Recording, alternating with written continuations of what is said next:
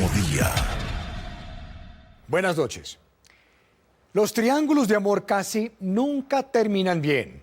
Por lo general involucran una pareja casada y a un tercero o una tercera. Sus características principales: pasión, traición, celos, mentiras y una gran capacidad de generar odios, venganzas y hasta la muerte cuando se destapan, como suele suceder en muchos casos. A Séptimo Día sí que nos llegan muchos de estos dramas. Los denunciantes casi siempre son las víctimas, los traicionados o sus familias. Pero hay una categoría particular de triángulos de amor que llama aún más la atención: el que involucra a una tercera persona que nadie se imaginaba. Esta noche, ustedes conocerán una pareja de Nobsa, Boyacá. Se trata de un conocido y exitoso granjero, el rey de la cebolla, le decían por allá. Ella era una conocida abogada de familia en esa región. Un día en el 2011, el esposo fue asesinado misteriosamente por un sicario. Su esposa lloró su muerte. La familia del cebollero no entendía quién podría estar detrás de este hecho, pero poco a poco algunos vieron la extraña rapidez con que se secaron las lágrimas de la esposa, y cuando se estableció la sorprendente identidad de la tercera persona en el triángulo de amor, se dieron cuenta que mientras el esposo estaba sembrando cebolla, su esposa y el amante estaban sembrando otra semilla. Como nos cuenta Andrea Santa, era la semilla de la muerte.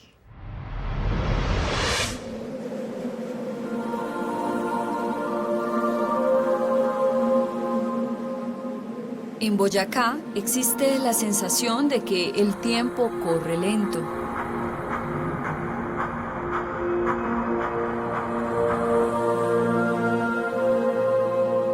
¿Será porque todo allí va al ritmo del cultivo? Se siembra con paciencia y hay que darle espera a la cosecha.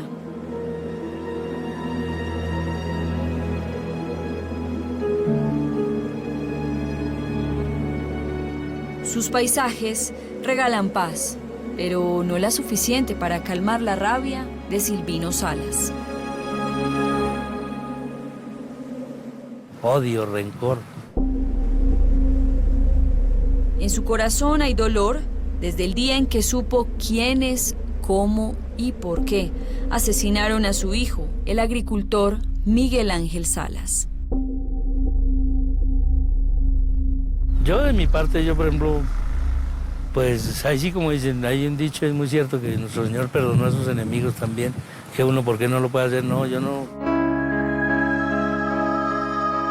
Una familia campesina víctima de un crimen planeado por dos personas supuestamente ejemplares para la comunidad, hacen que haya tanto dolor por la pérdida de Miguel Ángel. Yo acordarme de ese muchacho, ¿para qué me hace llorar? Peor que tal vez ni mi hijo que está ahí presente. Uy, María del Carmen Pineda. Uy, yo no lo he podido olvidar. Yo no lo he podido olvidar, me sé. Yo me dicen que no tengo por qué llorar, pero yo no lo he podido olvidar.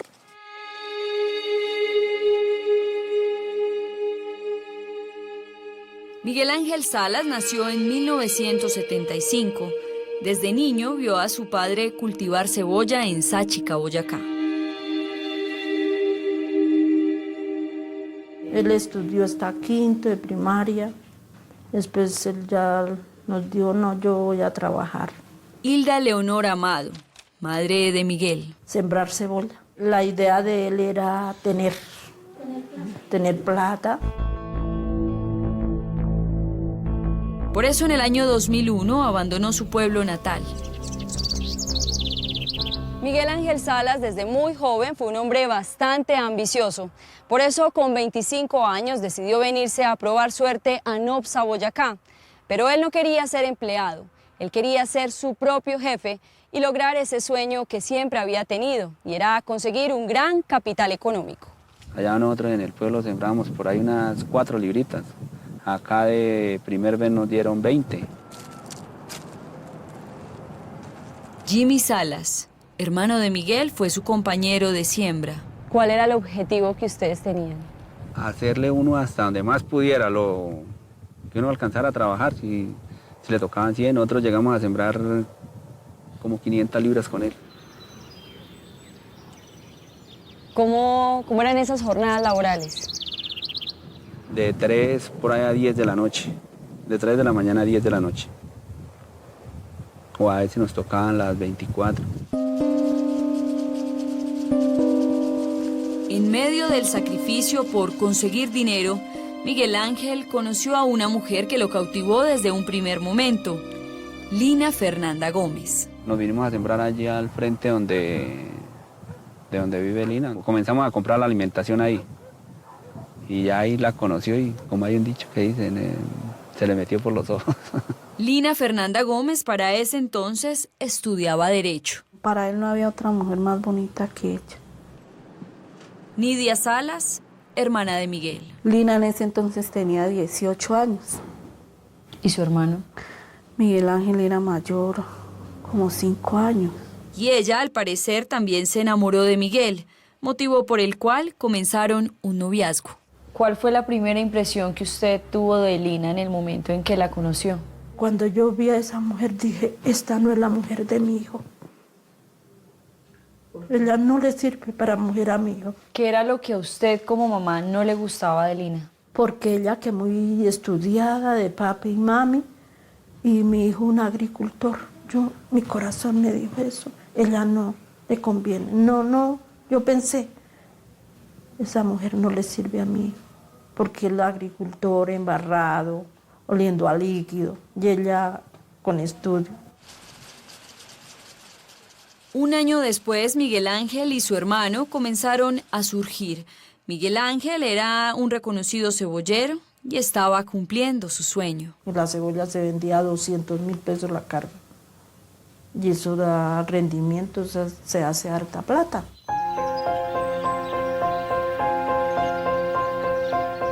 Comenzó a adquirir terrenos y a ver la bonanza económica. Su noviazgo con Lina también evolucionó. Como en el 2005, se fueron a vivir. Yo duré meses llorando. Yo no aceptaba. En los siguientes 3 años de relación, la familia de Miguel Ángel continuaba sin aceptar a Lina Fernanda Gómez. Deje esa mujer. Y él me decía, mamá, no se meta en mi hogar porque yo no puedo querer a otra mujer que no sea Lina.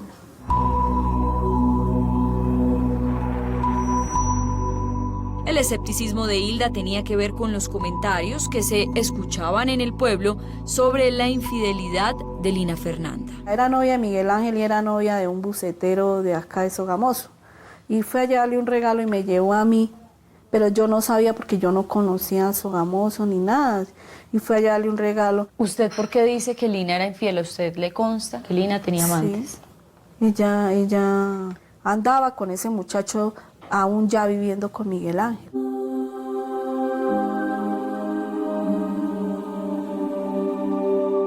Situación que según ella conoció su hermano Miguel. Él duró unos días bravo con Lina. Y que Lina Fernanda siempre negó. Bueno, así pasó, Miguel Ángel le creyó.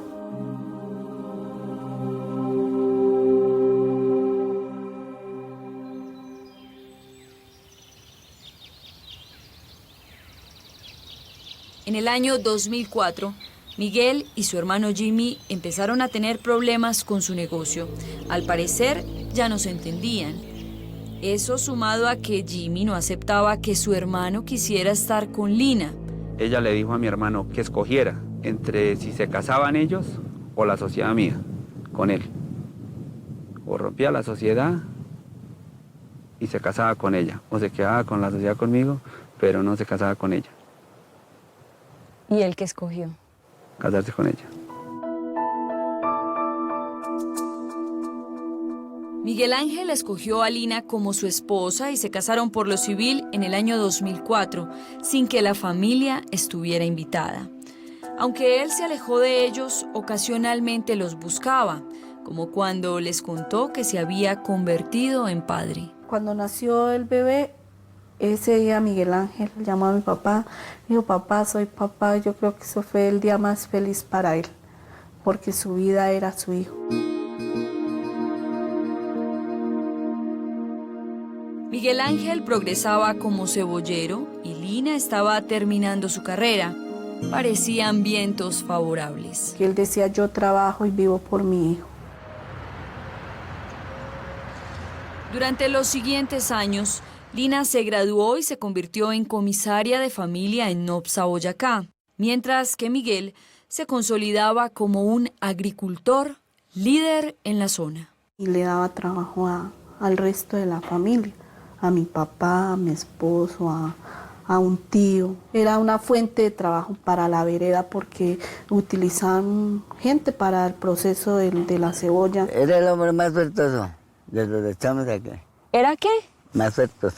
¿El hombre más suertoso de todos los que había acá? Sí. Rafael Gómez era uno de sus trabajadores. ¿Por qué razón le iba tan bien? Por lo buena gente y la personalidad que era con todo el mundo. Sencillo en todo. Eso es lo bonito de una persona que sea sencilla. ¿A cuánto podía ascender el patrimonio que su hijo tenía? Pues yo creo que por todo, yo creo que pasaba de más de 1.000 millones de pesos. Pero aun cuando le iba bien económicamente, su matrimonio seguía presentando problemas. La abuela dice que cada vez que peleaba con Lina, la buscaba. ¿Qué tan normal era que él viniera a su casa y le dijera que lo habían echado del lugar donde él vivía? Eso era común. Yo tenía que estar pendiente, ahorrarle el tricito de desayunito o el almuercito, lo que fuera así, para que cuando él llegara. Porque eso siempre era que siempre lo echaban, cuando no era la una era la otra, eso la suegra era lo mismo, eso es que lo echaban como echar el perrito para afuera. Pero así como lo echaba, dice la familia que también volvía a recibirlo. Como desde octubre del 2010, ella había cambiado pues para bien con Miguel Ángel. La esposa, mejor dicho, perfecta para él en ese momento. Estaba pendiente de las cosas de él. Ya hacía como medio año había estrenado su casa, o sea, estaba bien.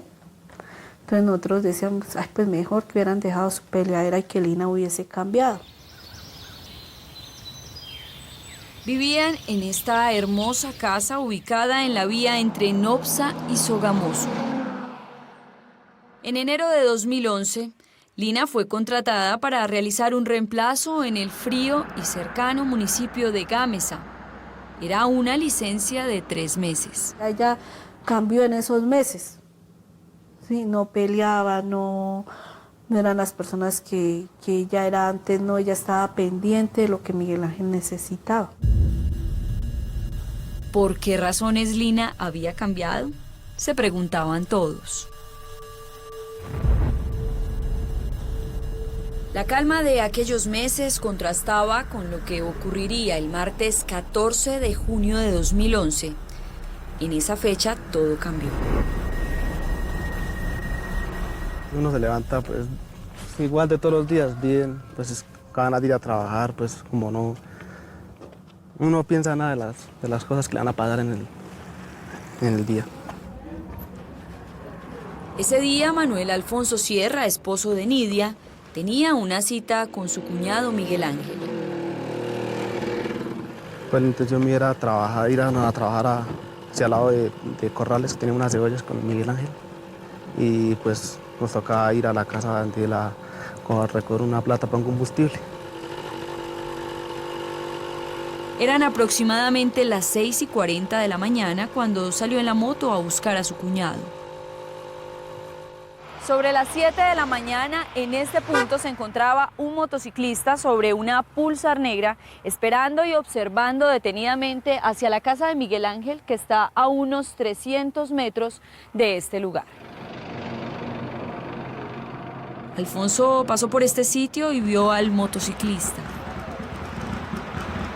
¿A usted le llamó la atención ver a esa persona que estaba ahí detenida? No, la verdad no. Pues igual se parquea cualquiera sobre la avenida.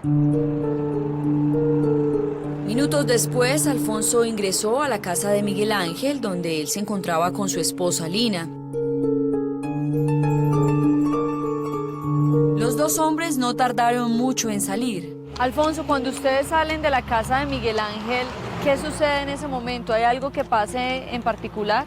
Pues la moto que hemos visto unos minutos atrás, antes, allá, como a 300 metros. Nosotros hacemos un pare acá para el cruce. La moto que vimos pasa otra vez por ahí, despacitico. Y el hecho de usted ver por segunda vez esa persona motociclista pasar en la Pulsar, ¿no le llama la atención? Pues no, igual no, porque... No, la verdad no, porque uno es consciente, inocente de las cosas que podían pasar.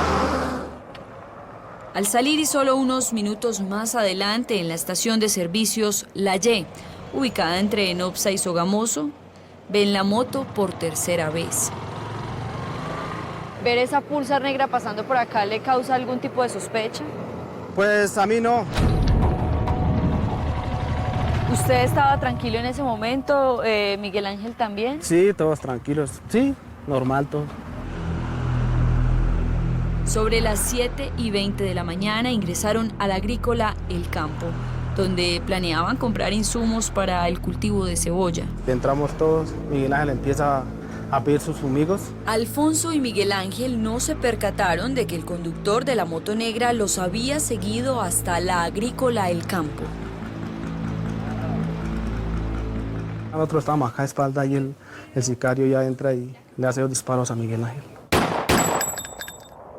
Y él pues da como 2 pasos hacia atrás y se cae. Cuando le hace los 2 disparos, pues uno queda, pues se asusta y eso, y pues se sale corriendo el sicario. Y como acá nosotros pues igual por el susto salimos corriendo. Acá el sicario hace 2 disparos más y pues ahora quedó tirado a Miguel Ángel. Y Miguel Ángel pues pidiendo ayuda, que lo ayudáramos, que no hagamos morir, que es su hijo, que pensaba mucho en el hijo. En medio de la agitación, Alfonso alcanzó a ver al sicario y también las placas de la moto. En el momento llama a la policía. Carlos Álvarez fue el responsable de trasladar a Miguel Ángel hasta la clínica más cercana.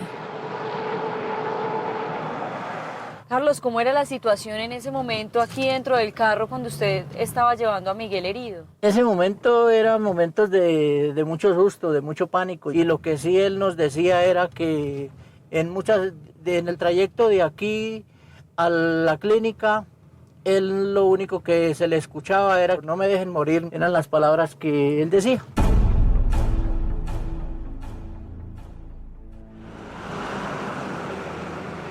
Mientras tanto, a la agrícola llegó un investigador de la Sijín Sogamoso, patrullero Eric Aparicio. Se encuentran una serie de evidencias de que acá se perpetró unos disparos de arma de fuego. Muéstreme dónde encontraba cosas usted. Inicialmente se encuentra un impacto por acá a la altura de este instante, otro impacto que lo tenemos en la parte posterior, el otro impacto lo encontramos acá en esta ventana, y un lago hemático que se encontraba acá en el piso del establecimiento, donde se encontraba la víctima, donde cayó la víctima. La primera hipótesis que nosotros manejamos es un ajuste de cuentas. Los testigos entregaron información sobre el sicario. Sabían que iba en una moto negra y que era joven y moreno, pues al disparar se había quitado el casco. Esta es una vía intermunicipal que comunica con Corrales, que comunica con Gámeza. Si el agresor se estaba moviendo por este sector, tenía que pasar por uno de esos municipios, obligatoriamente. Entonces, la misión de nosotros era alertar las patrullas de esos municipios para que salieran sobre la vía, hacer un plan candado, hacer un cierre y lograr la captura de este ciudadano. El patrullero Jason Alexander González estaba de turno en el municipio de Corrales, sitio hacia donde se dirigía presuntamente el sicario. ¿Quién la vio? ¿Por dónde pasó? O sea, con un compañero, patrullero Malaver. ¿Pasó por acá? Sí, pasó por acá. Nosotros le hicimos el respectivo señalización para que detuviera el vehículo. Este hizo caso omiso y se dirigió por la vía principal. Nosotros realizamos como tal el encendido de las balizas, de la sirena, para que de pronto él nos pudiera escuchar. Este hizo caso omiso. Nosotros le iniciamos una persecución y no tuvo más opción sino detener la motocicleta. El presunto sicario era este hombre, Ardinson López Castaño. Decía venir de Alcalá, Valle del Cauca. Lo requisamos, hicimos el respectivo registro, no portaba ningún tipo de arma. A él ya de pronto la había arrojado en algún lugar entre su trayectoria. Hábleme, patrullero, de la actitud que tenía en ese momento la persona que ustedes estaban capturando y que presuntamente era un sicario. La actitud al momento de detenerlo fue muy nervioso, estaba demasiado nervioso, estaba muy intranquilo, no concordaban las preguntas que de pronto nosotros le hacíamos. ¿Qué tipo de preguntas le hacía usted y el sicario que respondía? Nosotros las primeras preguntas que le hicimos fue que si sabía en qué municipio estaba. Dijo que no sabía. Que hacia dónde se dirigía. Dijo, no, aquí cerquita de una finca donde un amigo que vengo a trabajar. Y le preguntamos por el nombre del señor. Dijo, tampoco me lo sé. Los patrulleros informaron al comandante encargado de la policía en Gámeza, quien de inmediato llegó al sitio de la captura. Llegó al lugar donde estábamos y de pronto él, con los compañeros, él dijo, no, venga, yo llevo al supuesto sicario, lo llevo en mi motocicleta y ustedes vayan en las otras. El subintendente de la policía, Carlos Andrés Martínez, llevó al presunto sicario hasta la estación de policía del municipio de Corrales, cerca al sitio de detención. El comentario que él nos hizo fue que lo dejáramos libre, que no realizáramos el procedimiento porque nos íbamos a embalar. Era una orden difícil de entender. Los patrulleros estaban confundidos. Que el sicario que supuestamente habíamos cogido, capturado, no era, que él ya tenía conocimiento que la comunidad le había indicado que el sicario iba por otra parte, por otras rutas de acá del sector. ¿Ustedes en ese momento le hacen caso? No. Con el compañero que estábamos realizando el procedimiento, decidimos llevar al sicario con compañeros de la CIN. Si los patrulleros estaban tan seguros de que este era el sicario que había disparado contra el cebollero Miguel Ángel Salas, ¿por qué razones el comandante de la policía de Corrales quería dejarlo libre? Un hecho clave en esta investigación fue que para el momento de la captura al sicario le encontraron un celular, el cual tuvo en sus manos el comandante de policía Carlos Andrés Martínez, y que minutos después fue entregado a la policía judicial que ya estaba investigando. Lo extraño fue que cuando revisaron el celular no encontraron la SIM card a través de la cual pueden analizarse las llamadas que el sicario realizó previo al ataque. Eso generaba muchas dudas. ¿Alcanzó el sicario a botar la SIM card?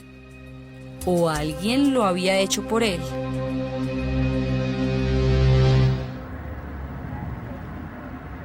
Todo era confuso esa mañana. Mientras tanto, Miguel Ángel continuaba en la clínica. Aunque los médicos hicieron todo para reanimarlo, Miguel Ángel Salas no resistió los 2 impactos de bala y aproximadamente 3 horas después del atentado, falleció en la clínica El Laguito de la ciudad de Sogamoso.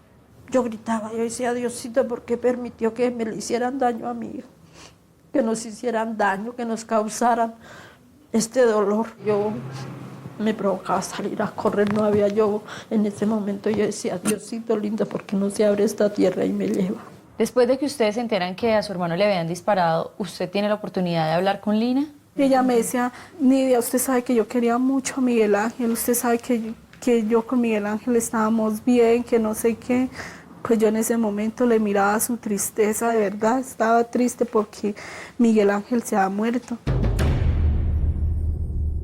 Al sicario lo llevaron hasta los juzgados de Sogamoso, donde le imputaron cargos por homicidio agravado. También le dieron medida de aseguramiento. ¿Quién le había pagado por asesinar a Miguel Ángel?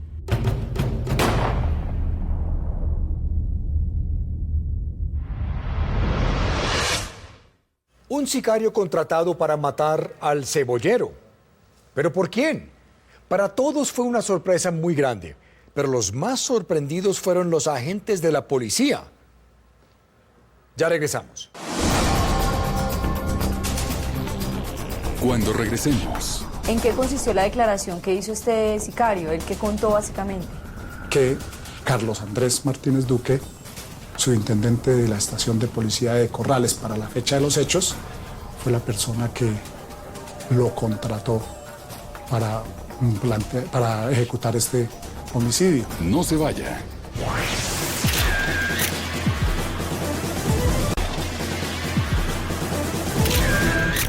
Séptimo día. Miguel Ángel Salas está muerto, asesinado por un sicario. Su familia está en shock y la esposa del difunto está bajo la lupa de todos. Lo que no se sabía en ese momento era que detrás del asesinato había un triángulo de amor, pero el triángulo no involucraba a un tercero cualquiera. ¿Quién era? Al establecer su identidad, los más sorprendidos fueron los agentes de la policía. Así continúa la investigación de Andrea Santa, la semilla de la muerte.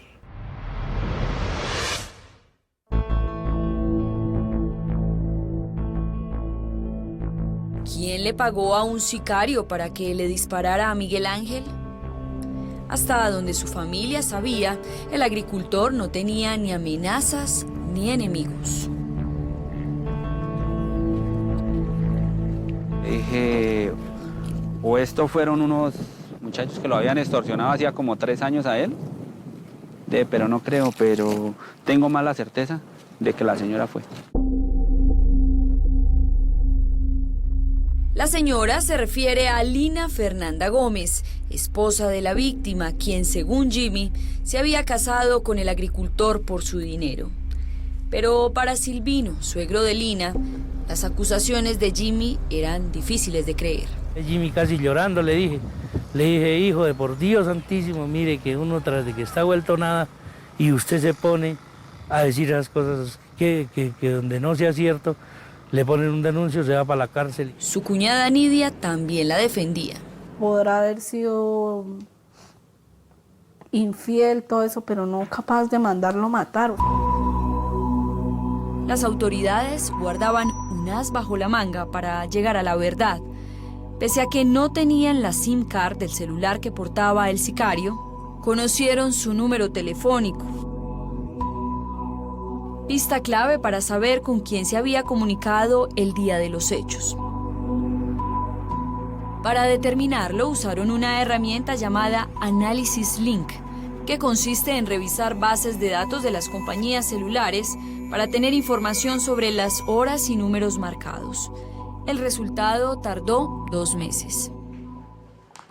El abogado José María Pedraza, representante de la familia de Miguel Ángel, conoció pormenores de la investigación. Y en esa búsqueda selectiva en base de datos se encontró que se había comunicado con el número de Carlos Andrés. Encontraron un cruce de llamadas previo a los hechos entre el sicario y Carlos Andrés Martínez, comandante encargado de policía en Corrales.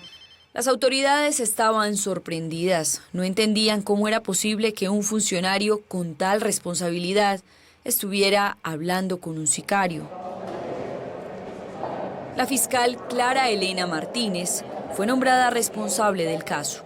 Después de que capturaron al sicario, ustedes tuvieron la oportunidad de hacer una negociación. Cuénteme de qué se trató. Llegamos a un preacuerdo.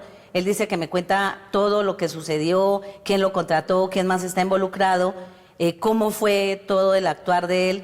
Y pues la fiscalía le ofrece una rebaja, entonces la fiscalía le quita el agravante y él acepta los cargos. El preacuerdo se firmó 2 meses después del homicidio.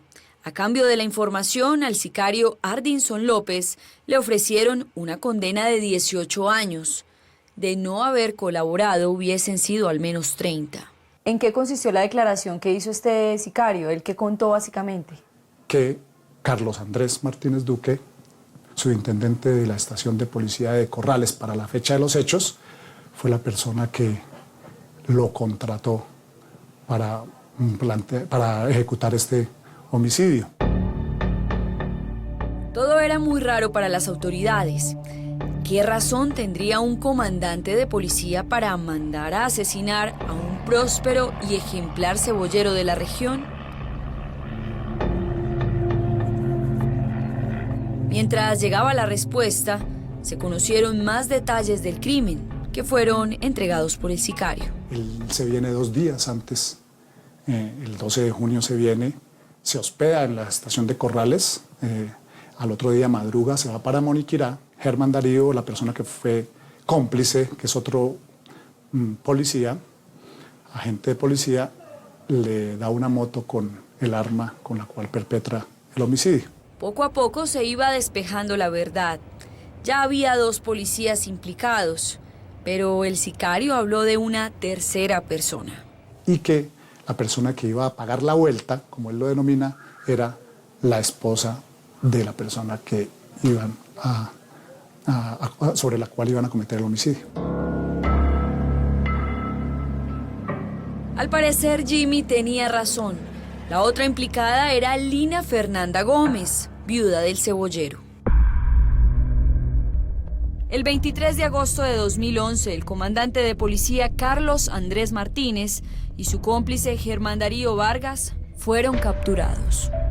Y aunque la viuda del cebollero también tenía orden de captura, Lina Fernanda no fue encontrada.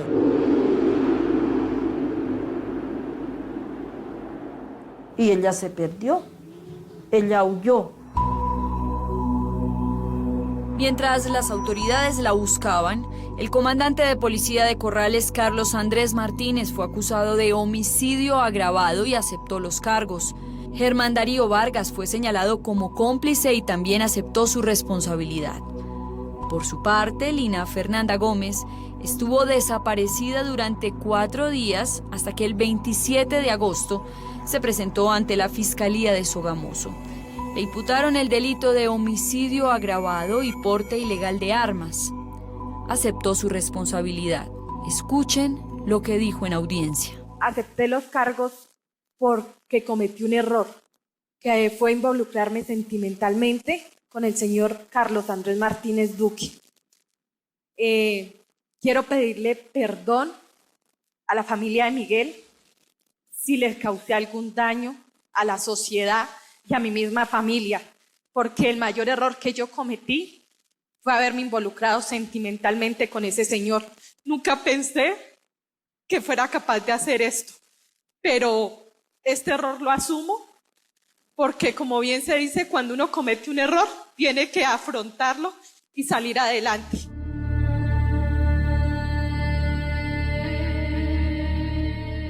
Ahora todo era más claro para las autoridades y familia de Miguel Ángel. Las piezas de este rompecabezas comenzaban a encajar. En enero de 2011, Lina Fernanda Gómez fue nombrada comisaria de familia del municipio de Gámeza, ubicado a unos 30 minutos de Sogamoso. En ese momento, la abogada comenzó a viajar a esta población y fue ahí cuando se conoció con el subintendente de la policía, Carlos Andrés Martínez, segundo al mando en este municipio. ¿Qué supo usted de ese romance entre ellos? Que igual como la comisaria tenía que hacer salidas para visitas y eso, entonces que él era el que la acompañaba y de ahí resultó la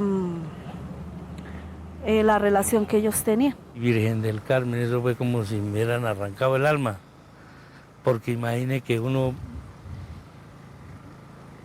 yo decía no, y yo defendiendo a este animal,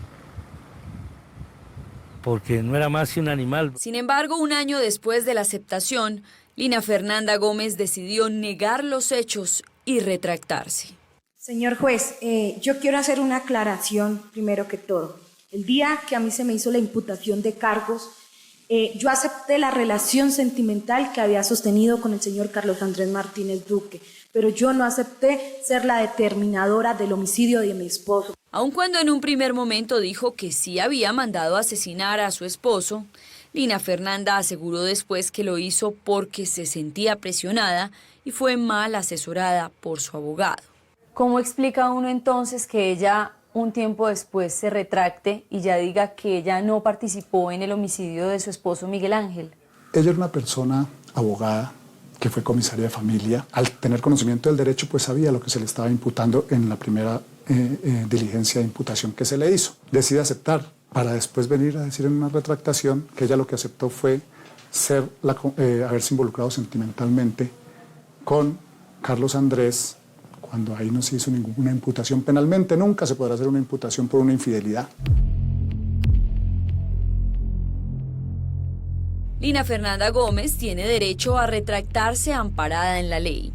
Con su decisión, ella se enfrentará a un juicio oral donde no hay opciones de negociar como lo hizo el sicario.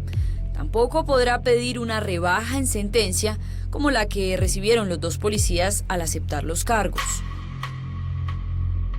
¿Cuáles fueron las sentencias que recibieron los dos policías involucrados, tanto Carlos Andrés Martínez como Germán Darío? Germán Darío se le imputó como cómplice porque prestó la moto y el revólver y fue condenado a 5 años, 5 meses de prisión. Carlos Andrés sí, pues él sabía de la relación que había con la persona muerta y la señora involucrada en el proceso. Él fue condenado a 22 años de prisión.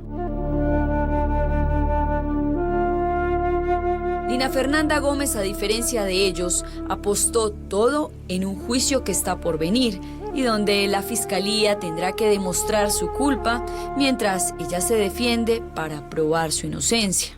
Mi pregunta es, si ella hubiera sido inocente, si ella fuera inocente, ¿por qué huyó?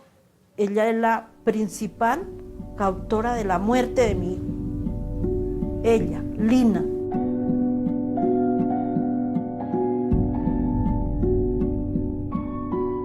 Ser amante del comandante de policía, aparecer en los registros de llamadas previos al crimen, sumados a hechos circunstanciales, serán pruebas que usará la fiscalía en su contra.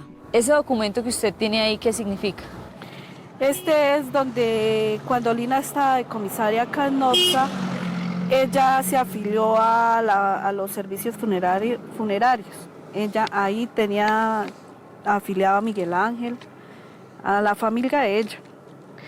Y cuando ella dejó de trabajar acá en la alcaldía, dejó de pagarlo. Y qué curioso que el 31 de mayo, 15 días antes de matarlo a él, se puso al día con los pagos que tenía atrasados.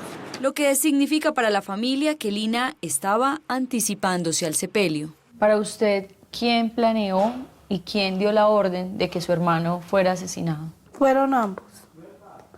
Yo creo que ella se dejó cegar por el amor que le tuvo al policía. Cuando ustedes tienen la posibilidad de analizar los hechos, ¿llegan a qué conclusión? ¿Por qué razones asesinaron a Miguel Ángel? Ellos tenían predios, tenían una finca, tenían cultivos, tenían una casa, tenían un vehículo móvil, muy patrimonial. A los 8 días del homicidio se cobra un cheque de 196 millones de pesos por parte de Lina. Uno de los móviles que maneja la fiscalía es que ella pudo haber participado en el homicidio para quedarse con el patrimonio de Miguel Ángel y al parecer ya tenía con quién compartirlo. La relación sentimental que sostenía con Carlos Andrés. Lina Fernanda Gómez lleva 2 años y medio detenida en la cárcel de Sogamoso, esperando ser condenada o absuelta. Nosotros intentamos hablar con ella para conocer su versión en esta historia, pero se negó a hablar ante las cámaras de Séptimo Día.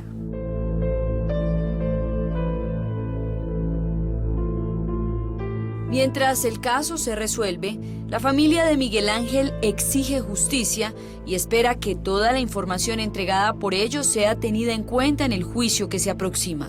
Ella con tanto estudio, toda una abogada, eso que le hubiera hecho una campesina y ni han hecho, porque uno no tiene estudio, pero uno piensa. Mi hijo viviendo, durmiendo la última noche con la asesina. Nidia, hoy en día, ¿qué es lo que usted más extraña de su hermano Miguel Ángel? Yo creo que éramos muy buenos amigos. Yo creo que extraño eso de él. Creo que la vida de nosotros no hubiera cambiado tanto si él estuviera. Porque él era muy especial.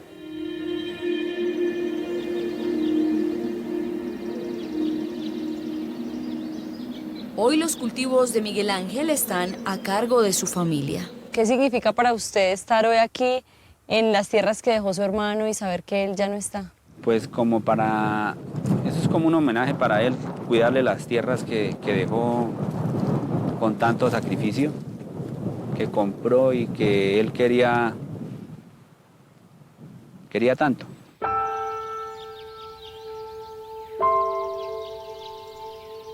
No muy lejos está Silvino, caminando sobre los sueños que cumplió un día su hijo. Su anhelo era conservarlas muchísimo, para que dieran su buena producción y así pues colaborarle a todos los de la familia.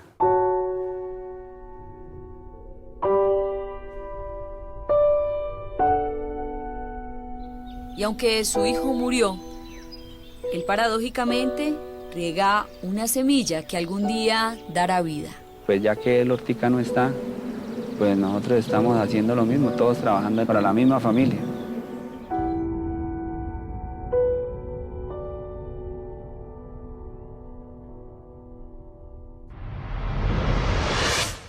La gran pregunta de la familia es si Lina Fernanda Gómez aceptó los cargos ante un juez como coautora de un homicidio agravado en una primera instancia, ¿por qué un año después el sistema judicial lo permitió retractarse?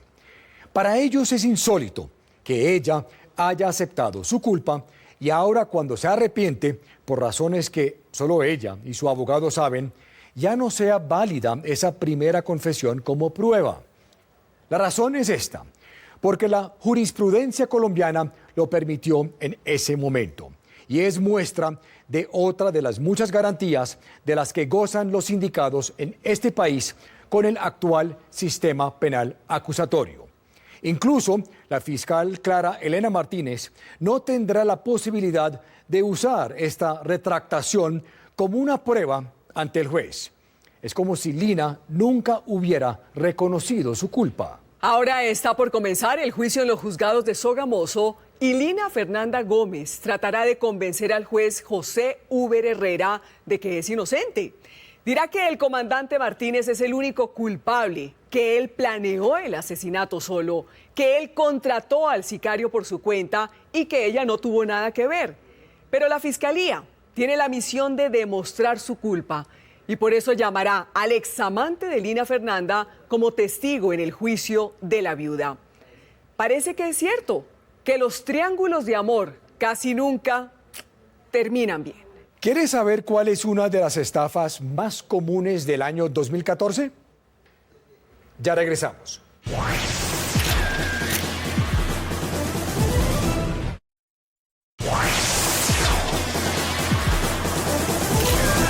Si tiene una historia que contar o una denuncia que hacer, escríbanos en la dirección que aparece en pantalla. También nos pueden escribir a través de nuestras cuentas en Facebook y Twitter, cuyas direcciones también aparecen en la pantalla. Nos vemos el próximo domingo con un nuevo programa de Séptimo Día.